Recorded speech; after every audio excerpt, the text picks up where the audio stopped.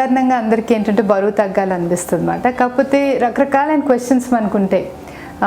తిండి తినకుండా ఉండాలా, లేకపోతే తింటూ సన్నబడచ్చా, లేకపోతే తిండికి బరువుకి సంబంధం ఏంటి, లేకపోతే బాగా ఎక్సర్సైజ్ చేస్తే బరువు తగ్గుతామా? ఎందుకంటే మనకి అంటే ప్రతి జనరేషన్స్కి కొత్త కొత్త ప్రాబ్లమ్స్ వస్తున్నాయి అన్నమాట. సో ప్రస్తుత ప్రాబ్లం ఏంటంటే అందరికీ బరువు రావడం. మనం రోడ్ మీద 10 మందిని చూస్తే 10 మందికి బరువు ఉండడం అనేది ఈ రోజుల్లో స్పెసిఫిక్ ప్రాబ్లం అయిపోయింది అన్నమాట. ఆడవాళ్ళు కావచ్చు, పిల్లలు కావచ్చు, పెద్దవాళ్ళు కావచ్చు, ముసలోళ్ళు కావచ్చు, అందరికీ.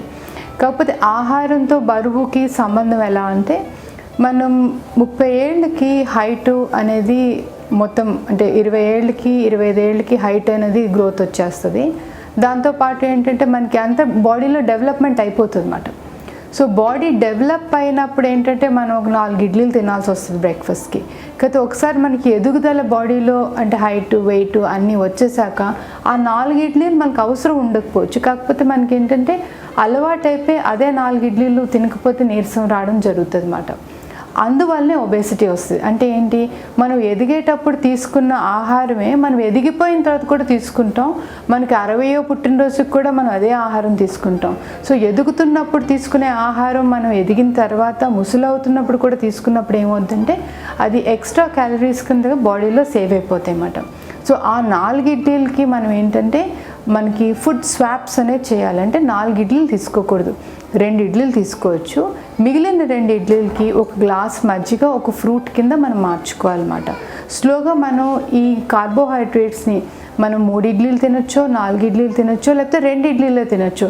దాంట్లో 50% అనే కార్బోహైడ్రేట్ మనం తగ్గించాలి అంటే ఆ ఫుడ్స్ని వేరే ఫుడ్స్ కింద మార్చుకోవాలి. మళ్ళీ ఫ్రూట్ అవ్వచ్చు, మజ్జిగ అవ్వచ్చు, గ్లాస్ పాలు అవ్వచ్చు.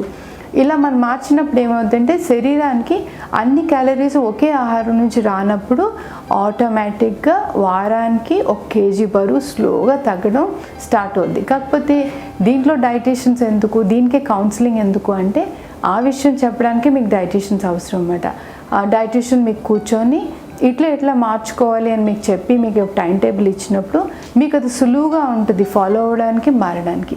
సో మనం బరువు తగ్గాలి అంటే ఆహారం తినడం మానేనవసరం లేదు.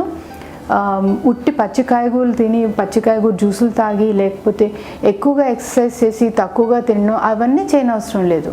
మనం ఏ ఆహారం అయితే తింటున్నామో అదే డైట్ మనం ఫాలో అవ్వచ్చు. కాకపోతే బ్రేక్ఫాస్ట్కి, లంచ్కి, డిన్నర్కి అంటే బ్రేక్ఫాస్ట్, మధ్యాహ్నం భోజనం, రాత్రి భోజనానికి 50% కార్బోహైడ్రేట్లు మనం తగ్గించేయాలన్నమాట. అంటే దానికి మనం పెరుగు అన్నం తినే బదులు పెరుగు వెజిటబుల్స్ వేసుకొని రైతా కింద చేసుకోవచ్చు. తర్వాత రాత్రి మనం భోజనానికి ముందు మజ్జిగ తాగి భోజనం చేయొచ్చు. అంటే ఏంటంటే అప్పుడు ఆటోమేటిక్గా 50% ఆకలి మనకు తగ్గుతుంది అన్నమాట. సో ఆ విధంగా మనం మార్చుకొని మన సేమ్ డైట్ ఉంచుకున్నప్పుడు శరీరం దానంతటిది అది బరువు తగ్గుతారు.